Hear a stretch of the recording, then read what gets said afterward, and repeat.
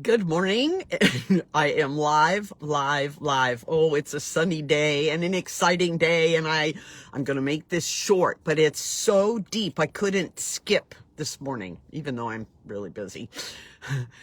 Look, there's a trauma connection. There's a trauma link to a New Testament woman that I'm suspicious you probably know.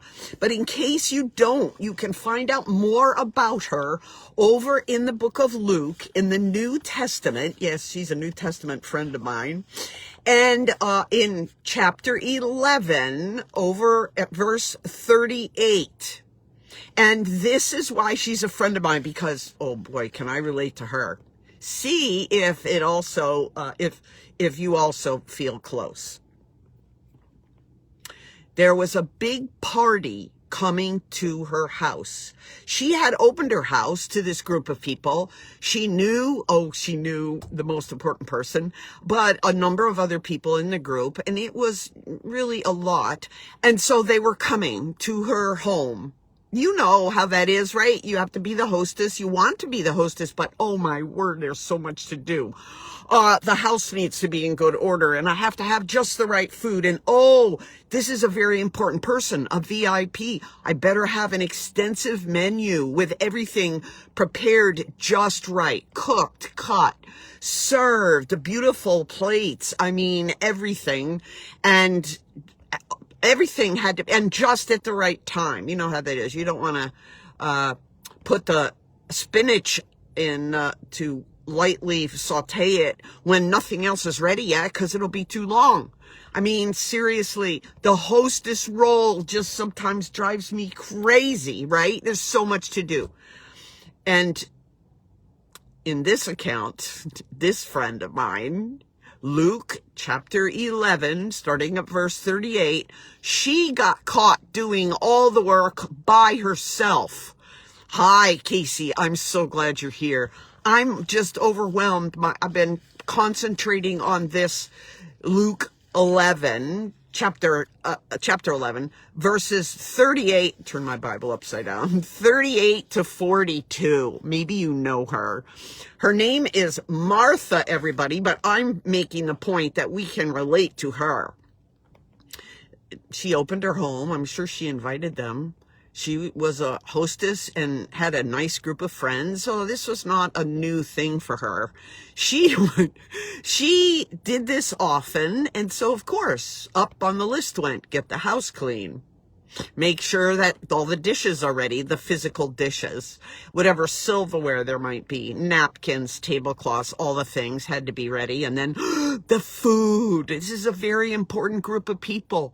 And the person at the head is really important to me personally. I know him, a VIP. So everything has to be perfect, and the timing so that the dishes come out and they look beautiful all at the same time. The fruits, the nuts, the meat, whatever else was in the on her menu, which I'm sure was extensive, because that's what I would do. Isn't that what you would do if there was an important person coming and a group of your friends, or maybe out of town people too? Sure, I want it to go perfectly. So Martha, that's who it is. Martha was busy as all get out. The only thing was, she was so busy, she lost track of what was really important, of the most important things.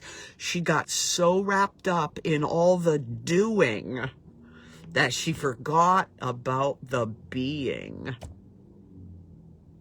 Yeah, I can relate to that. I can totally relate to that. She was traumatized in a sense by her own doing. Now, then again, who knows what else happened in her life? Maybe somebody in her life thought she didn't do enough to be prepared for a meal or any other task that she had. And bingo, she got in trouble. She was shamed. She might have even been punished somehow in her younger life, or even as an adult. Who knows? Privileges taken away, basic needs not met because she didn't do enough. And so she carried that, no doubt about it, into this special occasion as an adult. And what happened? All the doing, all the pressure, all the responsibilities that she took on, whichever ones were real and whichever ones were from past trauma. It's called trauma bonding, by the way. I'm picky about that term. I'm not sure I like it. But there you have it. It was a connection to trauma. And bingo, she was trapped in the middle of it. And her prefrontal cortex, her thinking brain was not functioning properly. Fight or flight. Well, she couldn't run. She had all these people to serve. So what did she do? She chose to fight it out. And what did she do? She went to the most important guest, the VIP, and basically told him off. Don't you care that I'm doing all this stuff over here? Between the lines. All for you, you know. All for you. Don't you get it? I'm doing all of this excess work all by myself, basically because you're here. That's what she was saying. But in fact, yes, it was probably part of it. But authority figures from her past, people she cared a lot about from her past, that she didn't do enough, whatever that was determined by the other person.